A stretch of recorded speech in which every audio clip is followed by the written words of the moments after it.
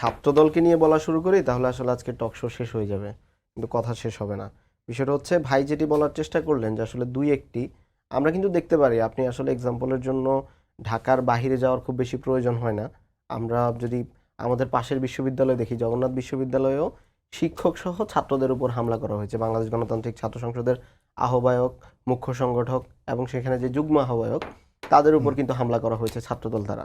এবং কি দিয়ে হামলা করেছে? তাদেরকে হচ্ছে ছাত্রলীগ ট্যাগ দিয়ে। অথচ তাদের মধ্যে দুইজনই আগে ছাত্রদলের রাজনীতি করেছে এবং একজন ছাত্র অধিকার পরিষদের রাজনীতি করেছে 5 তারিখের আগে, কিন্তু তাদেরকে ছাত্রলীগ ট্যাগ দিয়ে তাদের উপর হামলা করা হয়েছে। এবং ছাত্রদল কি করেছে? তাদেরকে যখন আমরা এক ধরনের প্রেশার তৈরি হলো ছাত্রদলের উপর, বিভিন্ন জায়গায় ন্যারেটিভ তৈরি হলো, তখন হচ্ছে আমাদের কাছে তারা ফোন করে আমাদের কাছে এটার জন্য তারা দুঃখিত, সরি ফিল করেছেন, সরি বলেছেন এবং তারা হচ্ছে সেখানে কয়েকজনকে অব্যাহতি দিয়েছেন এবং সেটা হচ্ছে প্রথমে পোস্ট করেছেন, এরপর আবার ডিলিট করে দিয়েছেন। আমরা এরপরে দেখি তিতুমির কলেজে তারা হচ্ছে প্রথমে সাধারণ শিক্ষার্থী যারা হচ্ছে সিটের জন্য আন্দোলন করেছে তাদের উপর হামলা করেছে, এরপরে তারা হচ্ছে নিজেরা দুই গ্রুপের মধ্যে সিট নিয়ে মারামারি করেছে। আমরা যদি দেখি একটা দলের মধ্যে 5ই আগস্টের পরে মাত্র 1 বছরের মধ্যে 150 জনের বেশি মানুষকে তারা নিজেরা অন্তগণ দলে খুন করেছে। এটাকে যদি আপনি মনে করেন যে শুধুমাত্র 1%, তাহলে আমি বলবো ভুল। আপনি 90% খারাপের জন্য 10%কে ভালো বলতে পারেন কিনা, ডিবেটটা এখানে হওয়া উচিত। বাট আপনি বলতেছেন যে 10% খারাপের জন্য আমি 90%কে ভালো বলবো না কেন?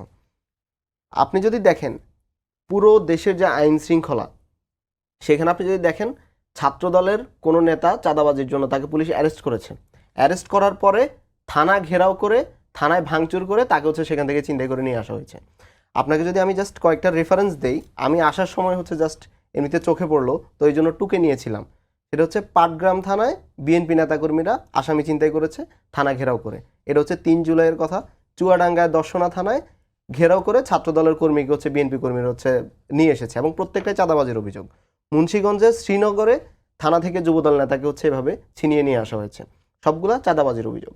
তো জাস্ট আপনার এখানে তারা জাস্ট চাঁদাবাজি করছে বিষয়টা এরকম না, তাদেরকে যখন অ্যারেস্ট করা হচ্ছে তখন থানা থেকে নিয়ে আসা হচ্ছে। অর্থাৎ আপনি আইন শৃঙ্খলা রক্ষাকারী বাহিনী যখন কাজ করছে, আপনি এত বেশি পাওয়ারফুল হয়ে গেছেন, আপনার এত বেশি সংস্কার হয়ে গেছে যে আপনি এখন আসলে কাউকেই গুনেন না, আপনার কাউকেই লাগে না।